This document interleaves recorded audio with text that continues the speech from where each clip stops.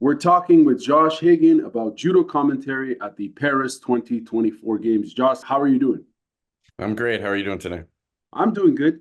I have a few questions for you. We'll dive right into it in regards to commentary at the Paris 2024 Olympics. Obviously, you commentated at the Tokyo 2020 Games or 2021. So, a few questions here. First one, can you tell us in terms of roles and responsibilities? You're providing judo commentary in English for Canada for the Olympics on CBC. We just want to know what are some of your main responsibilities when you're on air and how you prepare for such a demanding task. Yeah, it's interesting, and things shift, as you can imagine. So when I did Tokyo, for one, I knew like a year and a half out that I was going to call it. They had told me in January 2020 that I was going to call those games, and then this thing occurred. So, as we all know, so it was delayed. So I wasn't able to like talk about it to really until May of 2021. So I knew way in advance that I was going to get to call those games. In this case, we didn't know if there'd be a budget from the CBC because there's so many sports that happen and so many events that we weren't sure that judo would have a commentator in house. Wow. So I wasn't told until very recently. And then the other part is when I did Tokyo. I did all 8 days of coverage. And so I was on air for Tokyo approximately 7 hours a day on air Wow. for How was 8 days. that? How was that? It was How did you manage your energy and your momentum and all that? Were you fueled on coffee? How'd you do it? definitely coffee because you have we would start at 10 p.m. The first block would be 10 p.m. until 2 a.m. in Toronto time. I was based out of Toronto. So 10 till 2 a.m. Then we had a 2 hour window, which you can't get to sleep in that period of time because then you're back on air 4 to 7. So it was about 56 hours on air. And then there'd be prep every day. And then you're rolling with adrenaline. So I'd finish at 7. I'd go to sleep. I'd probably wake up around 11 in the morning because you're just pretty wired. And then I'd head over to the CBC building and hang out. And then the people you're surrounded with. So the one thing that's really amazing that, you're not there, but when you're in Toronto, when we did it, which I'll be in Toronto again, the vast majority of people are in Toronto. So when I go to the area where you prep, you have this room with just tables, a whole bunch of tables and TVs at the end. So all the Olympics is playing on a whole bunch of TVs. And then I'm sitting with Paul Jordan, who's the commentator, the color commentator for volleyball. And then on the other side, there's a rugby guy. And then on the other side, there's a soccer guy. And then on the other Wow. side, so Donovan Bailey walks in the room and Steve Armitage walks in the room. So you're sort of you're sitting with all these people that are all excited. So there's like a movement within in the commentator where we're excited too. Like when Steve Armitage, the women's eight, they weren't expected to win gold. I'm not sure if they were expected to medal in rowing. And Steve Armitage calls this gold medal by the women's eight team. And so we're all sitting there, a whole bunch of commentators. And you see him walk in, and this is maybe his like 23rd Olympic Games. And he walks in, he's just glowing with excitement and pride and sort of, so you're sort of riding that every day. And for the Canadian Judo team, I got to call the first ever women's medal for a Canadian. I was hoping I'd get to call a medal or a Canadian fighting for a medal, but I called Jessica Klimkate's bronze. And then this same day, Arthur Margelli-Don, who I watched grow up, he fought for a bronze. And then the next day, I called Katrin Bushman-Pinard's bronze. And then a couple days later, I called Shadi Al-Naha's fighting for a bronze. So I got to call 4 medal matches, and I got to call the first ever women's medals. So that gives you a lot of energy and excitement to sort of keep going. It's like any sort of adrenaline high. This is really fascinating and incredible. The way you're describing the energy in the room with all these commentators and so on. One of the reasons why I reached out, asking for this interview. First of all, I saw the video you posted where you kind of explained your process as to how, you're planning ahead, you're looking at the stats for the athletes and so on. And I reached out because I don't think we hear enough about commentators, especially for judo and just the routine and how important their role is. Um, If we can go back, and I may ask some spontaneous questions, but I know we don't have a lot of time. But in terms of core responsibilities, what is your role and responsibility? How's that defined in the contract? I'm just curious.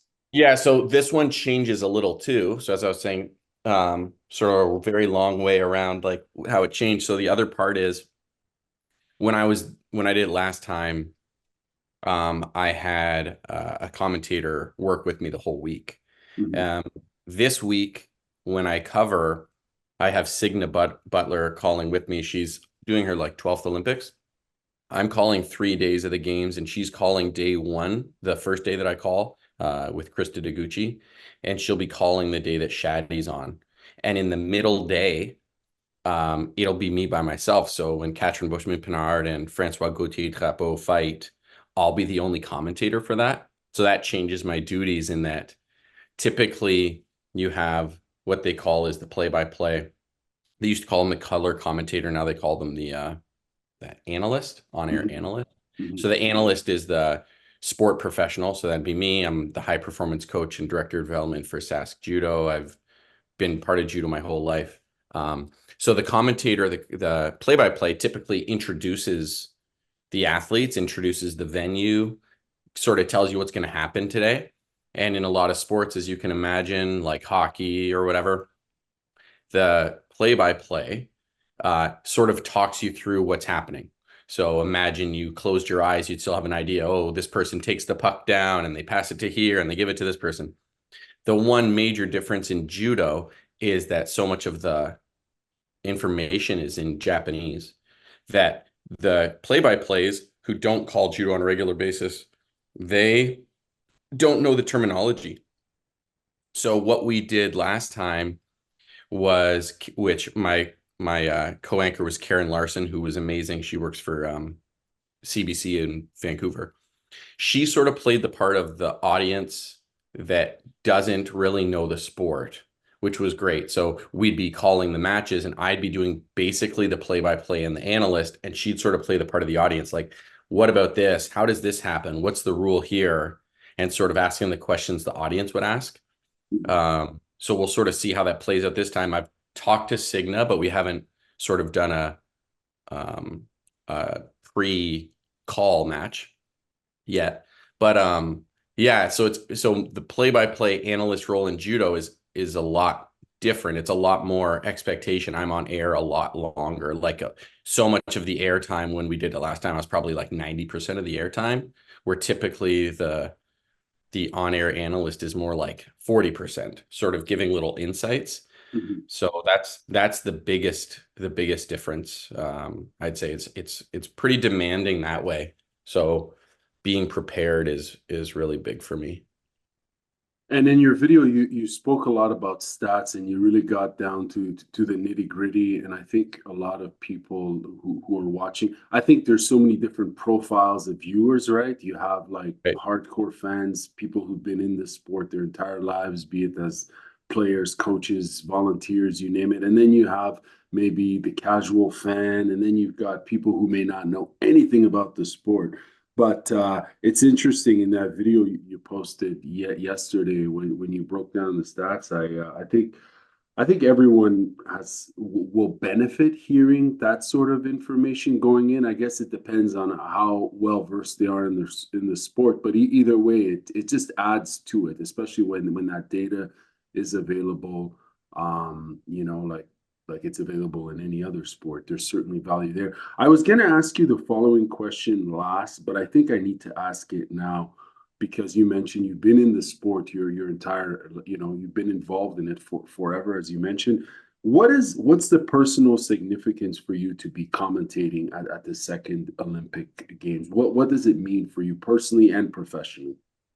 Yeah, that's a huge question. I guess just because you brought up the stats and you sort of mentioned it twice, maybe I'll jump to that first, Sure, if sure, yeah. well, and then I'll give you the really big mean to me, very big meaning of the second part. So I'm I'm a nerd, and so I'm a bit of a sports nerd. I grew up watching sports, especially with my mom. We'd watch basketball and tennis and figure skating and curling. Like we just that's what we did together is she supported me in judo a lot. Both my parents did, and a couple of my brothers were involved in judo, and one of them competed at a very high level as well. But we would watch a lot of sports together, and we grew up Blue Jays fans and watching the Expos. And until I called the Tokyo Games, I didn't realize I was a fan of commentators, as if you know what I mean. Like I'm a Mhm. fan of the sport, but I didn't realize I was a fan of certain people calling it so much. And then when you fill that role, and baseball's a really great example, is like baseball, it's so many hours and it's so many games of airtime to fill. And so they have these statistics that they bring out, and we sort of laugh about some of them. Oh, this guy bats 240 when it's raining, but they're in a dome and it's a Tuesday afternoon and they're playing a team from Eastern United States, right? It's like kind of ridiculous. But it's also kind of interesting that they have this information. And then as you're getting into it and studying more, it's like I realize how big a fan I am of Dan Schulman. Just his voice, the texture of his voice is amazing. The information that he gives and the stories that they sort of weave into the sport is what really hooks you. It's like I love Bo Bichette as a player, and it's partly because of his story. It's like his father was a player, his father was his hitting coach. You hear stories of him hitting as a 16-year-old with guys in the Toronto Blue Jays system, and you're like, oh man, like that's so cool. So people that are able to weave those stories in, and in baseball, you have tons of opportunities to do that because it's a long game. So I realized like the Steve Armitages of the world again, their voice alone is incredible, but then how they weave those stories is what makes it so like beautiful to me. And then being a nerd, it's like wanting those statistics for judo, and then also believing the better the quality of the statistics you have, the closer you have to an objective answer. So as a judo coach or someone involved in judo, it's a way that we can sort of differentiate what is really good outside of just result. So that's where the stats are interesting to me. Mhm. And the best I can do to help people understand how dominant or how good someone is, or maybe how lacking someone is, or how it can be confounding that someone's so successful. So that's what I want, and as much information as I can house, then it gives me an opportunity. I'm not going to tell everyone how often the number 9 ranked player in the world uses Ouchigari as an example, but maybe some of that'll come out, and if I have it available, then it's there. In terms of calling the Olympics, it's a pretty huge honor that I really never thought I'd have. I was allowed on the mats at 3.5. I grew up in a really small town of 2,700 people. We did judo at the town hall. Which My town was this? Sorry, This which is town? Southampton, Ontario. It's about 3 hours from Toronto on Lake Huron. It's a beautiful little beach town. And we used to travel a lot. We'd drive 3 hours to Hamilton to train with Mitch Kawasaki on Saturdays. And on Friday nights, we'd go to Robert Vargas Club in Toronto. And on Sundays, we'd train with Bob Zettel in Kitchener. And on Wednesdays, sometimes we do that 3 hour drive one way to do judo as well. So I always thought as a child, and as I got older, hoped that I'd be an Olympian. My goal, like watching Nicholas Gill medal in the Olympics, and when I was 9 and 10 years old, wanting to be the first Canadian Olympic champion. And that seemed like, because that was my goal, I fell dramatically short of it. But because that was my goal, that felt like potentially could be tangible, and you never know how things go. I never thought I'd have the opportunity to be the voice on air. Like it's such a like, how do you even get there? Like those opportunities don't come up. Why would it ever be me? There's tons of people that do judo. And then so I just never thought I'd have a chance. And then all that I wanted to do in Tokyo was I want to do it. I want to do such a good job that they really want to have me back. That was sort of my dream and hope. And with covering the games, again, it's like I'm definitely not there. I'm definitely not the athlete or the coach, but I'm definitely part of the experience for a lot of people in Canada. So wanting to enhance that experience and knowing that there's a small part that I play in like the Olympic movement, I guess you could say, it's an incredible amount of pride. So getting called to do it a second time as a judo coach, not a professional commentator, is something I'm like really proud of. It's fascinating too because the commentary essentially becomes archival material, right? Like when the player watches the footage back, 20, 30 years from now, It's this is being broadcasted by the CBC. It's the sole broadcaster in the country that's covering the games. It's going to be your voice as far as on the English side, you know. So Yeah. it's there's layers there in terms of historical meaning, you know, like not to add pressure. You've already covered an Olympic game, but like everything you say is you're narrating the story as well, right? As much as the action, the fighter's story, and it's really an important role. And it's interesting to hear how you're saying that you never thought this opportunity would present itself. I if I could quickly say this, I think for all these sports on the amateur side, I think engaging former athletes and coaches to fill in as to lead and fill in as commentators only makes sense because they've come up in the system, right? They know the sport from the grassroots all the way up. So I think that engagement is relevant and important, but in filling out all these other roles as well, commentary and communications, marketing, like the whole gamut, because there's a whole other world of sports that are not spoken of as Right. much. You know what I mean? Right.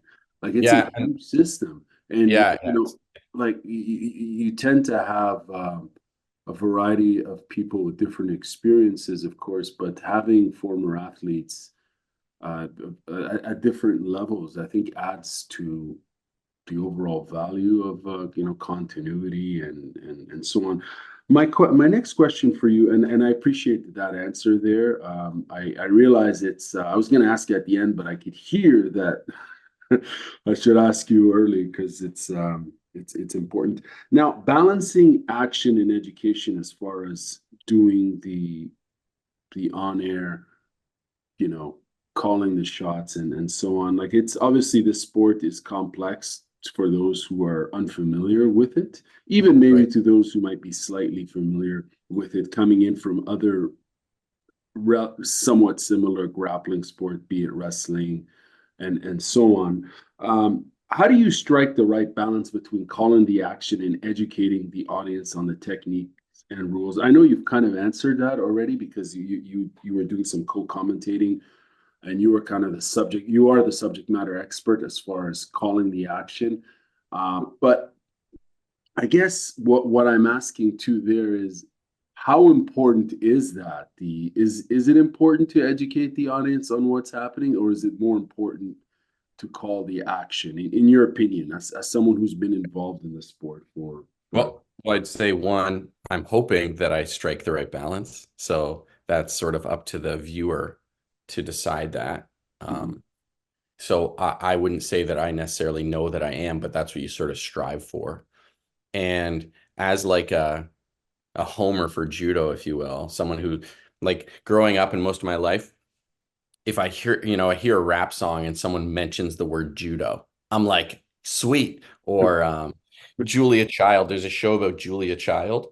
I'm a cooking nerd too, and the show about Julia Child, her husband in the show goes to the dojo to do judo. It gets mentioned multiple times, and so in my heart, whenever I hear judo get referenced in any way, I think maybe this is the thing that'll make it even more popular. Wow. Uh, like in Canada, we're always worried it's sort of going to die. It's not. It's practiced in 204 countries. It's an incredibly popular sport, but we always want a little more in judo, sort of like the NHL audience wants a little more because look where basketball and football is. Um, so to me, just as a person who grew up with judo and it's given me so much, I'm always thinking, how can more people get excited about judo? How can you get excited about judo if you're just getting introduced to it? So I do think about that a lot. And so one thing we came up with the last games was you have two audiences really, and you want to speak to both, and you don't want to disrespect either, and you don't want to talk in a way that only one gets it.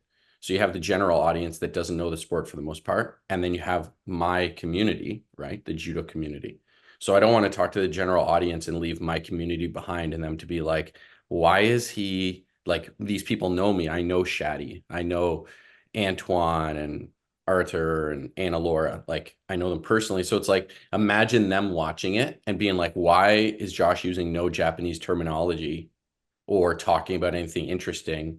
It gives nothing to them. So I want to talk to the judo community, but I got to do that without making it so the general audience has no clue what I'm talking about, right? So Right. what we did last games is I would start with the English because that's the larger audience. So say for instance, um, Arthur Margelli Don does Uchimata. I would say like, oh, that was a beautiful hip throw, sweeping hip throw by Arthur Magellan that we call Uchimata, right? And so that way, the big audience, the larger audience, is hearing what he did. Oh, it was a big sweeping hip throw. That's pretty easy to understand. And then the audience that's my community is still hearing me say that he's still doing Uchimata.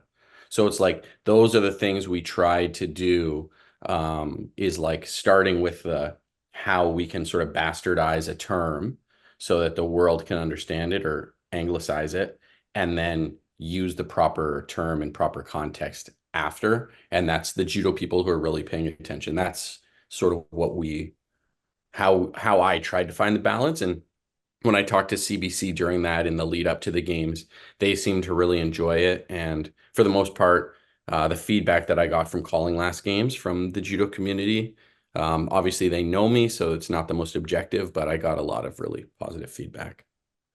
That's always good and important. I was going to ask in terms of if you had to pick between, and this is not a fair question, so you don't have to answer it. If you had to Mhm. pick between two separate sort of audiences, because you segmented them as the general audience and then, I don't know, if I'll call them the hardcore audience, but Right. it's more the target audience, which is the Right. judo community in Canada.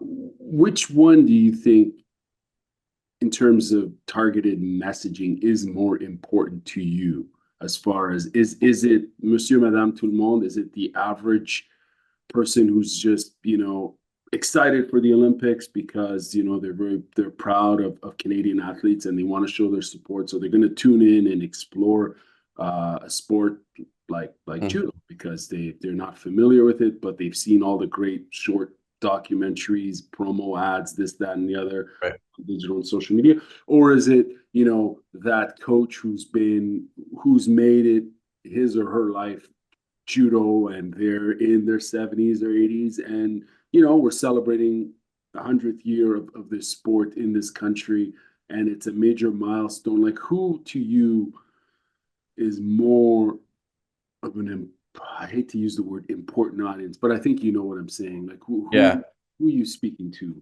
ultimately? that's tough. I kind of want to cheat, and say both. Like, I think it's really important that the general audience, you know, judo in Canada has never been as successful as it is right now. So we've never gone into a games had before Tokyo and had four athletes fight for a medal. And going into this one, I think we have a very good chance that, again, perfect timing of opportunity for me too. I think I have a very good chance that I'm going to be calling the first ever gold medal by a Canadian.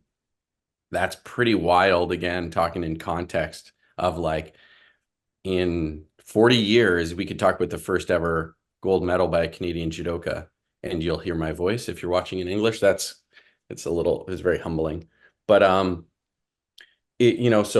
so for me not to talk to that audience and hopefully help to try to build a, judo in Canada, which again, I'm not the one really doing it, the judoka are, but I think it would be very wasteful if I don't prioritize them to some degree, you know, or in a high degree. But then at the same time, it's like if I don't, I'm sure that I'll get to call another medal.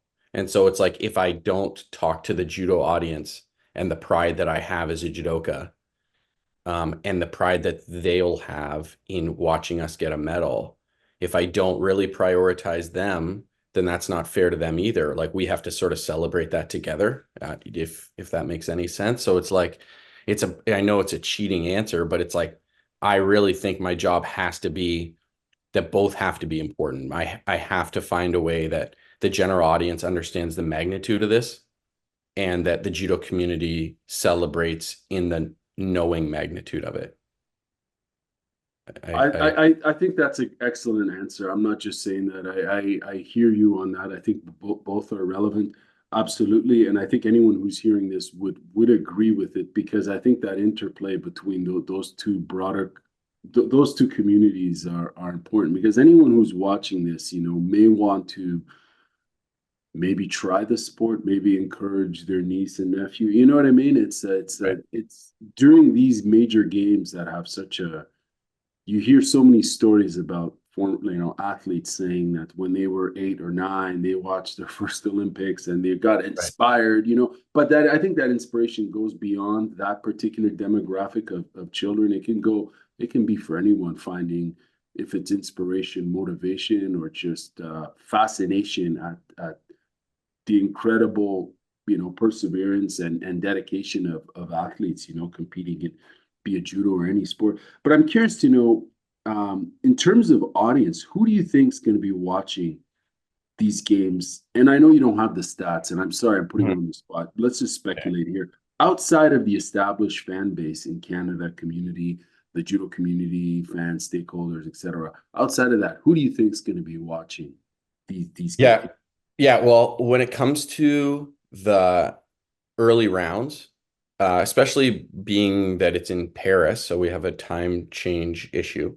The early rounds are going to be watched by the judo community. And for the most part, a lot of those early rounds are going to be watched by the judo community after they occurred because it's happening in the middle of the night.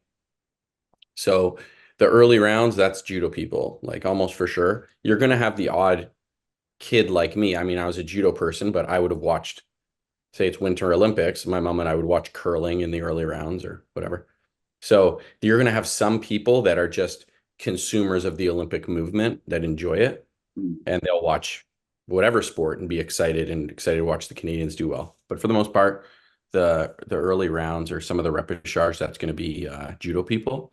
When it comes to the medal matches, you're going to have the audience. So typically, how it worked last games, and we'll see how it goes, but I believe it to be the case. We're broadcast on Gem for all those matches. When it comes to an Olympic medal, then you have CBC Sportsnet and TSN, the conglomerate that put it out. It's all run by CBC, but it's sort of, hey, there's a Canadian fighting for a medal or a Canadian fighting for a gold medal. And they sort of, I don't know how the process works, but they sort of bid on who's going to get it. And so then it gets broadcast to one of those TV audiences as well. So when it gets to medal time, when Canadians fight for a medal, say it's Krista or Francois or Arthur or whatever, uh, Katrin, then that is going to go to TV. And then you're going to have everybody's going to watch that. When a Canadian medals, everybody's going to see it. We're only going to get 20 medals, they say. I think 3 gold is the estimate. So if somebody fights for a gold medal or fights for a medal, everybody's going to see that. Anyone who's watching the Olympics at all, they're going to see highlights of that at minimum.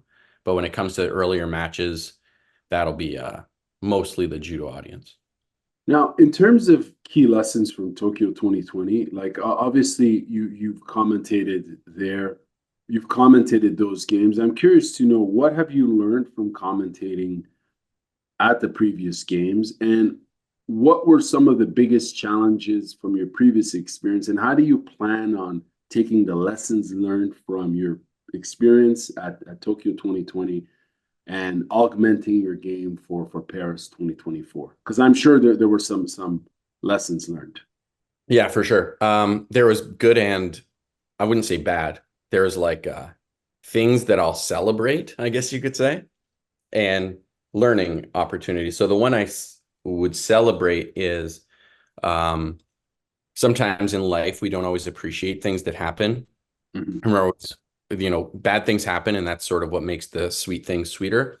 So I didn't know I'd get to call these games again, mostly from a budgetary standpoint. They had told me if someone was calling Paris, they definitely wanted me back, but we didn't know if there'd be budget to have a commentator for judo.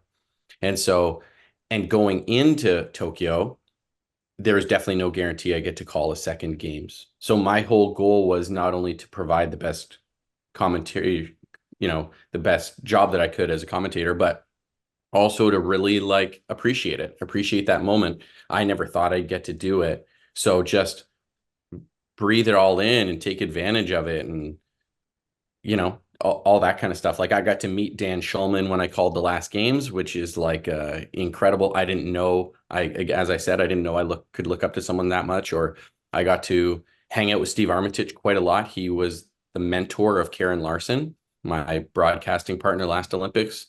And we sat down quite a bit and chatted quite a bit. And he gave me feedback on calling the games, which is like, he was the voice of Hockey in Canada for like 28 years. So just like really trying to take in the situation. I definitely carried with me. So going into these games is just like enjoy the moment, live in that moment, be really present with it. That's a great life thing in life, I think, that we sometimes the day-to-day tasks pull us down. So just sort of appreciate it. I think that's a really big one.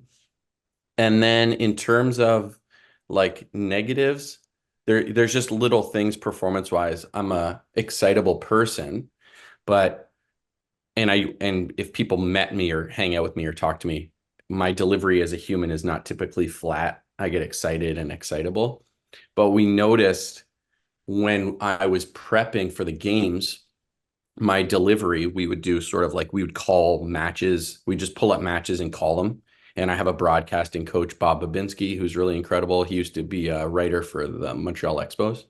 So we would practice my calls and I would listen back to my calls and I was flat. I sounded so robotic and just it was terrible. And I was like, but that's not me. Like people that know me, like that's not how I speak. Like that's so strange. And what I found was you're trying to provide information to people and you have all this information you want to provide and stories you want to tell. And I was bogging myself down with trying to provide the information that I wasn't allowing myself to sort of ride the wave of what's happening in the match and the excitement, if Mm. that makes sense. So it was like find my voice again, provide that information, but still be me so that you can hear that I'm excited. I'm allowed to be excited. And one moment that was really like beautiful for me that again, it's like one of those things you treasure, but it was sort of like I felt like I was hitting my stride, I guess, in a sense. I'm a pretty emotional person. And when Katrin Bushman Pinard took a bronze medal, I know her a little bit. And Sasha McMedovich, who I've known since I was like 12, he was coaching her. And when they yeah, like when they took that medal, I know how important that relationship was to Sasha and how long they'd worked together and how long that road was for her to get that medal. So she comes running off the mats and jumps into his arms and gives him a big hug. And she just took an Olympic medal. It's amazing. And so I saw that moment. I was so proud and I was so excited for them that I started like getting, I thought I was going to cry, you know? Sure. So, Yeah, yeah. yeah. So on air, I just remember telling myself, like, it's okay to be choked up, but if you cry, like you are letting everybody down. So it's this sort of like, let people hear my emotion, but still do my job, you know, that kind of thing. So, um, yeah. So hopefully that's what I can achieve, not necessarily trying to cry or anything, but let people hear the emotional part. It's an Olympic medal is like a dream of many. And so when it gets achieved, like, or the steps to it, let people hear that, let people hear that excitement, but still give the information that they need, still give the message and that kind of stuff. It's interesting because if you do cry, it's only normal, and most people in the community are probably going to be crying as well because they'll be they'll be emotionally invested, and it's okay to have emotions run wild, especially on at the Olympics. But of course, you're there as a professional, right? So you have those other responsibilities as you mentioned. Follow up on that. How do you manage to keep it?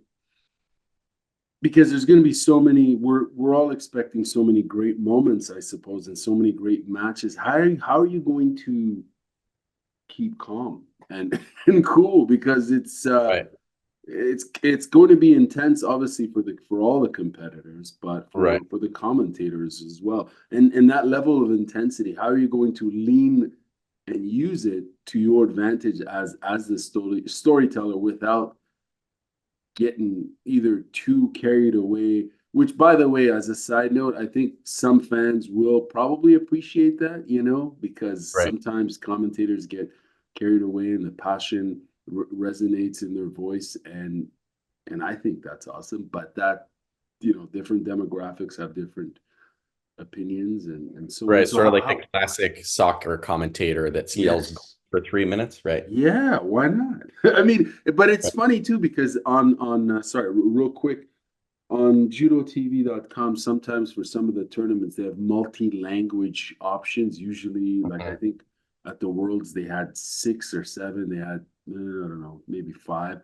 They had English, French, Russian, Georgian, Japanese, and maybe something else. And I remember switching between languages just for fun to hear the Mhm. energy in the voice, and it was actually a very I recommend people do that for fun. Even if you don't understand the language, you can potentially feel the emotion in the commentary, depending on. Oh, and I think it was Spanish as well. Pardon me, there was Spanish. Right. So, what am I asking you here? In terms of balancing between that passion that you clearly have for this sport and the role of the commentator, how are you going to manage that, especially when you're seeing Canadian athletes that personally, how are you going to find that balance? Yeah, as cliche as it is, like cliches have a thing to them because they're often true, is like being sort of true to myself. Those voices that you hear, that's people raised in the culture and the sort of presentation that they give. So I would expect the Japanese commentators were much more mellow than the Spanish commentators. Big time. And that's the culture when you watch Japanese events or, Japanese people. So that the culture that I was raised in was Canada. And so our culture is not quite Spanish, but it's definitely not Japanese. So there's excitement. And as an example, I remember watching Antoine fight for his bronze medal in London. And when he was fighting for that, as an example of how excited I can get, when he was fighting that match, I remember I was standing up. I was half the time grip fighting. I was like, oh, he's got it, like I was watching it by myself and I was so into it. So I'm very excited that way. So it's sort of like, to me, you have to hear that I'm excited because I am. And if I'm not excited, then like, what am I doing here? Like there's an excitement to it.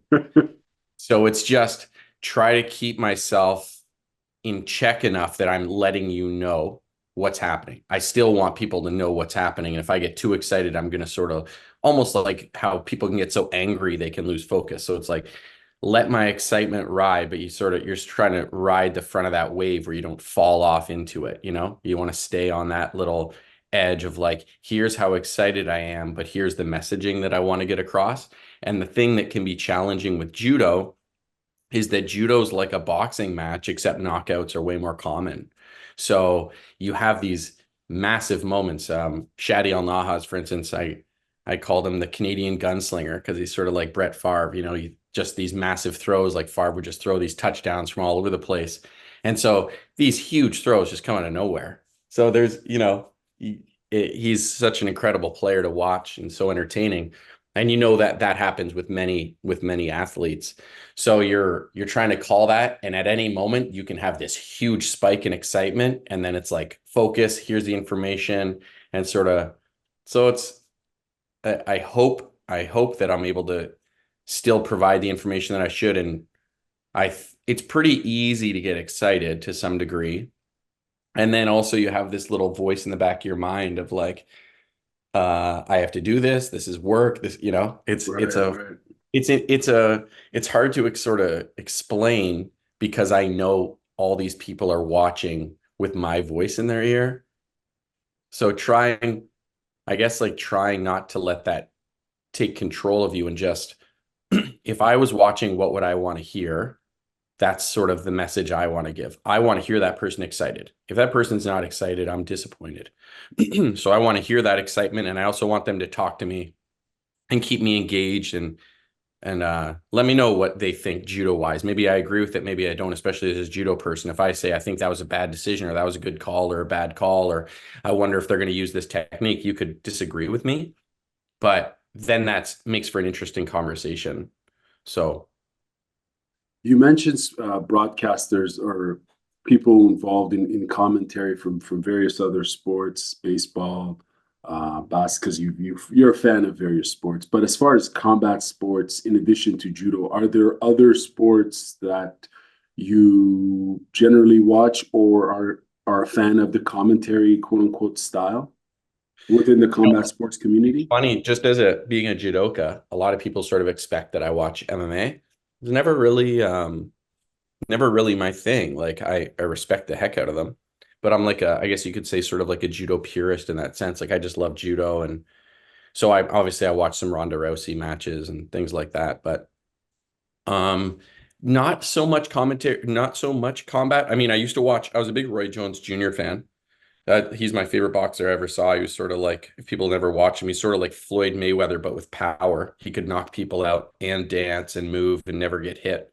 So I would watch him, and but I really think my best reference of what I want to follow or what I want to match is, I think baseball is the gold standard. I think it's the gold. I know that might be weird to people now because it's not so popular as the NFL or whatever, but I just think baseball sets the gold standard in a lot of ways in terms of development of athletes, in terms of how they analytically study, how they look at development of players over the long term and plan so long for it. And their broadcasts are top notch. They've been doing it so long. You know, baseball has been broadcast since the early 20th century on radio.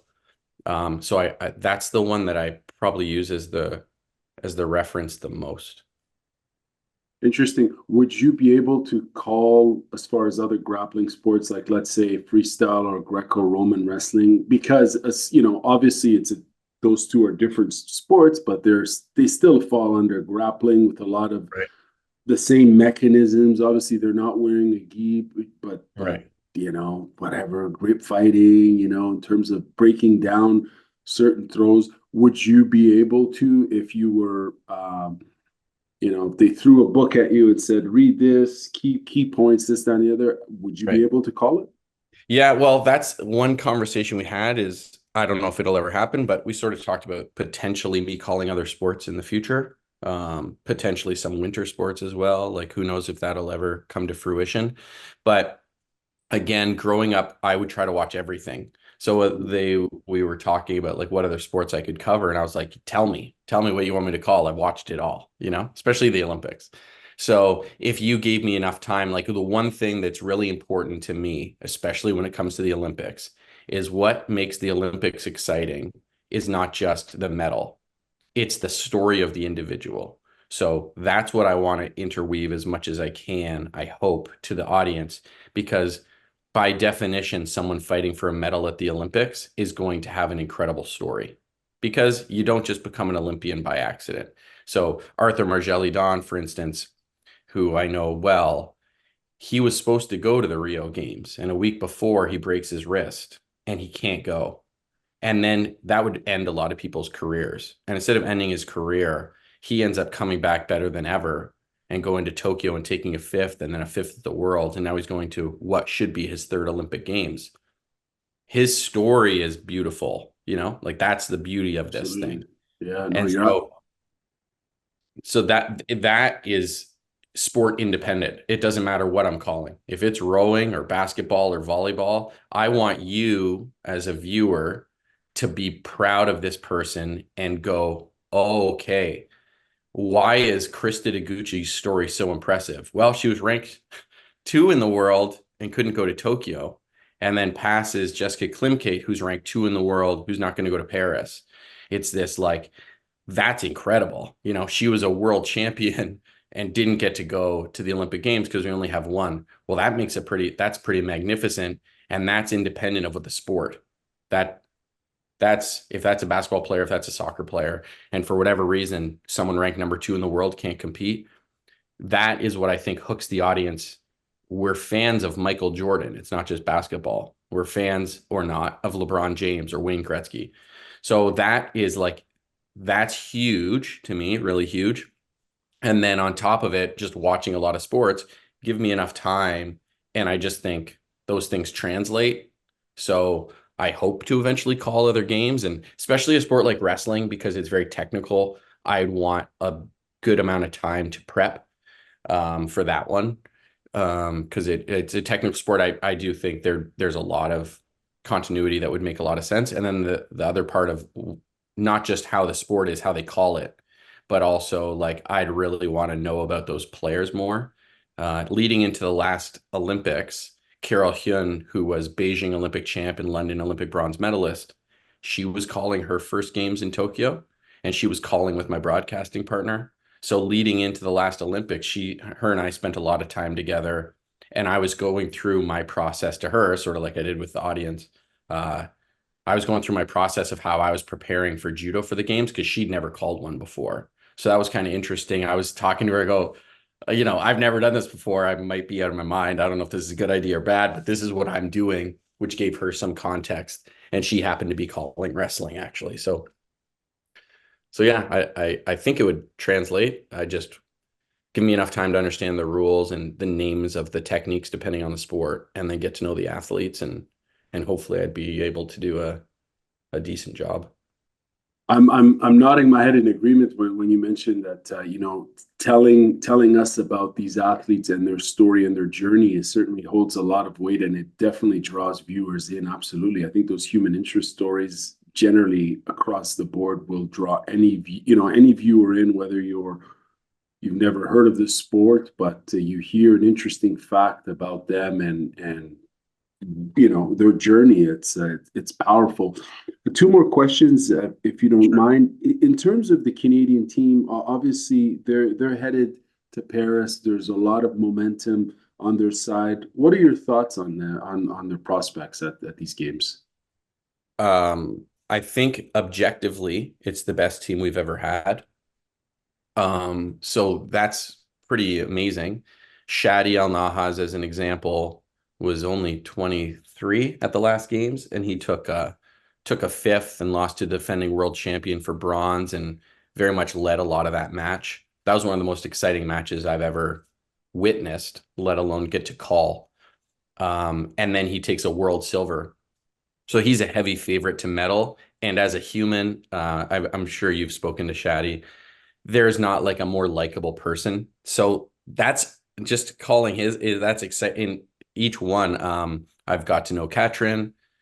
She didn't medal at the last Worlds, but she did beat Clarisse Egbegnanu, who I think is maybe the greatest female judoka of all time. She has 5 world titles, I think, an Olympic title. So she beat her in the quarterfinals or semifinals of the Olympics or the Worlds. So Katrin goes into these Olympics having won an Olympic medal, having a world medal, and then beating maybe the greatest female judoka on the planet, who's the favorite to win. Her, and there's a young Dutch woman. So she's definitely a great shot for a medal. And now that she can beat anyone in the world, you never know where that can go. Shadi, again, same thing. He could beat anybody in the world. Like he could throw anybody on a good day. Krista Deguchi, she's the favorite to win. I'd say the heavy favorite to win. So that's pretty exciting.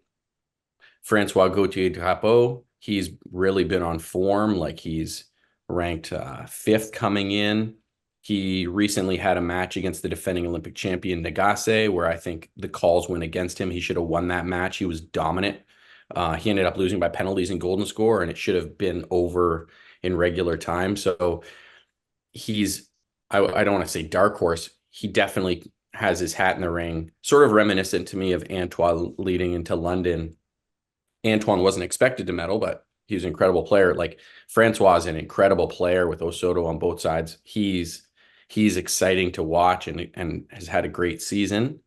And then Artur's last season, a lot of the season, he hasn't had some of the results he's capable of, but from a technical standpoint, he's as technically sound as any judoka in the world.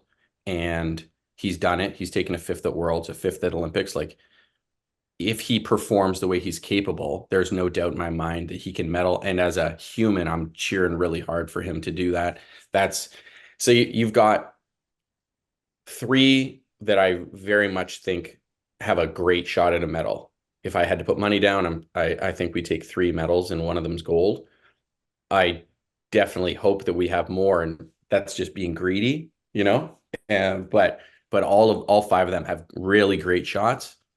And then Kelly DeGucci and Anna Laura. Anna Laura, again, that's another phenomenal human. I don't know Kelly, but Anna Laura is just a really great person. So they come in pretty low rank. So you're hoping that they have good performances. I'm sure they will have good performances. And then the team competition, I'm not really sure how the team ranks.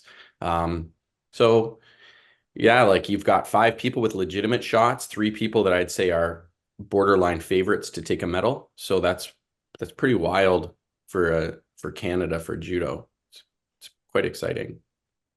Absolutely. Now, last question for you, and then I have a comment. Now, we're celebrating the 100th anniversary of the sport of judo in Canada. What does this mean to you? What does this significant milestone, pardon me, what does that mean to you personally and professionally?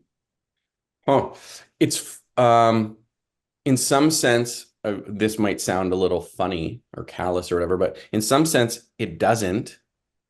And I know that might sound weird. I don't think judo's going anywhere. So there's a part of me that's like, again, there's like a paranoia in some sport. Again, hockey, oh, well, we're not basketball though, or we're not football, and judo, oh, but we're not hockey, you know? So there's sort of this paranoia that judo's going to disappear, it's going to die or anything. And if COVID taught us anything, it's judo is not going to die. We were on life support potentially, and more than other sports because we were so heavily affected by it. And you look at our national tour now, and we have higher participation in the nationals than ever before, and higher participation in Edmonton International than ever before in our history. So it's come back sort of with a vengeance. So in a sense, it's like, of course, judo's been here 100 years. It's judo. It's amazing. It's beautiful. So like makes people's lives better. In 100 years from now, judo will still be here. So there's one part of me that I don't mean it. It might sound funny, but it's like a part of it's like it's kind of not a big deal because it's not going anywhere. We don't have to worry about it leaving. It's always going to be here is sort of how I feel. But at the same time, the history of judo in Canada is pretty incredible. So it's amazing. Again, talking about context, it's amazing that I'm calling the Olympics when you look at the history of judo in Canada, from Doug Rogers medaling in 64 in the first games, and um, Nicholas Gill's incredible career, which is like, people say the greatest judoka to never take a world or Olympic gold medal. Like he's got that kind of career. That's a pretty impressive career. And growing up knowing Kevin Doherty's and Phil Takahashi's and um, my best friend Fraser Will took 7th in the Beijing Olympics. So to see like the success judo has had, the Canadians have had in judo over the 100 years is pretty wild, and the connections to the people involved, it's pretty amazing thing. Absolutely. One last comment question for you. Will you be leading us as far as doing more video content, kind of breaking things down and explaining things, or are we expecting to see more of that from you and possibly some stuff on CBC Digital? I know I'm putting you under the spot here, but it's just Yeah. some ideas because based on that initial video you put out, I'm wondering, is there a plan for more content on your channel or possibly in collaboration with, CBC Olympics, etc.? Yeah, there's a chance that Signa and I will be talking to one part of the Canadian national team. So that'd be really cool. That'd be a CBC connection. And last games, we sort of did this a couple of videos leading in. There were brief little snippets, sort of projecting the team, how they're going to perform. So we'll see if there's time for that with CBC. They're sort of rushing me in and out. I'm only there for like 5 days in Toronto again. So we'll sort of see about that. Personally, when it comes to what I'm putting out, I wasn't really planning to post a video or anything. And what happened is I was just doing my prep, and then I see these, again, statistics of Funakoba, I forget the name right now. But I look at this and I was like, her statistics were just so weird. It's like 4% success rate, and she doesn't throw anyone when she turns her back to them. And I was like, that's a pretty wild statistic. So just from seeing it, I was like, oh, I think other people would find this interesting. And I was like, well, if they find that interesting, maybe they'll find my prep interesting. So I just decided to shoot it while I was doing prep. But there was like quite a lot of people that seemed interested in reaching out. Like that was interesting to see. So I was thinking, again, it's just sort of if people are interested, if people continue to be interested, then yeah, I could sort of like my next prep video of me sort of finishing my prep. I could talk to people about that if people might be interested in it. I can do I'm allowed to do behind the scenes footage to show people sort of where I'm located in the CBC, so I can shoot those videos. I'm sure people would like to see that, so I'll post that and yeah. If there was So ever a time to really dive into it, 110%, now would be the time. Obviously, people would be very interested in hearing more of your assessments, be it via Jujudo, the data, kind of recaps or any other things. I think I don't mean to put you on the spot, but I really hope you do that because it brings, it might bring a small audience in, but it's still relevant and important info, especially pre, but also post, just after the end of the games. I think that sort of recap content, and even interviewing other commentators, that would be funny. Are you doing the Paralympics as well for no, para I judo? won't be calling those. Yeah. Okay, Again, it's okay. like I don't know the details of how it works, but it's such a huge thing, the Paralympics and the Olympics, and it's so much cost that it's sort of like, can we do this? And they have to sort of prioritize sports. But yeah, if people are enjoying it, then yeah, I can post some more stuff. I'm not sure if I'll be able to maybe post other commentators or whatever, but I can definitely post some like behind the scenes and sort of leading into and things like that. And I want it. The other part is that's a little tricky is I don't always know where I'm going to be broadcast until right before. So that's a little trick because like when I did Tokyo, people were like, "Hey, are you on CBC or are you on Sportsnet? Are you on TSN? Are you on the app?" And it's like I would find out it's like you're doing your prep and you're going to be on air in 5 minutes, and they're like, "Oh, by the way, we're on Sportsnet," and you're like, "We just got this in Sportsnet," or we were calling when we were calling Katrin's day. We got a message. We didn't know we were going to be on TV at all. We thought we were just on the app or on Gem. And like, I think we got called to be on TV, that they were pulling us onto TV like 30 seconds into the call for the match. And they went, fighting for a medal. It's looking good. And then we all of a sudden got pulled to, I think, CBC in her case. So you don't, that part's a little tricky. So I'll try to, what I'm probably going to do is message a couple people from Judo Sask, and then they can update the world because it's really hard for me to do that. But if I message one or two people like, "Hey, I know I'm going to be on Gem," in case I find out last minute. Otherwise, I'll try to post that myself. But you just don't know. That sounds really cool, man. They're really keeping you on your toes, and Yeah. I'm sure it adds to the excitement. Last question for you: where can people follow you? Obviously, I'll be tagging your account on Instagram and elsewhere if I can find it. But where can people follow you along, and where can, as far as CBC Judo content, as far as the Olympics, what should they be downloading or going Yeah. to plug Yeah. in? So for me, my Instagram, I think it's Josh Hagen Judo. Pretty sure that's what it is.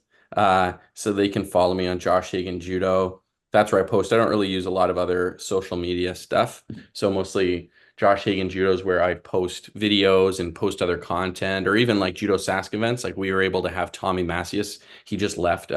We did a summer camp with Tommy Macias. So he's a world silver medalist and European champion and Tokyo Olympian. So we brought him here for summer camp. So there's always lots of exciting things happening with me and Judo Sask because I get to be in one of those really fun positions. So that's probably the best place to find me. In terms of the games, I know that Judo will be broadcast on Gem. So if you go to CBC Gem, then Judo will be broadcast on there quite heavily, and that would be the best place to find that. And then I'm going to try to put out on my Instagram as much as I can some other like fun little tidbits and things like that. Awesome. Well, thank you very much for all this great info. And I know we went over 30 minutes, but I've enjoyed this exchange. So thank you very much and have all the best. We'll be listening and watching. Thank you very much.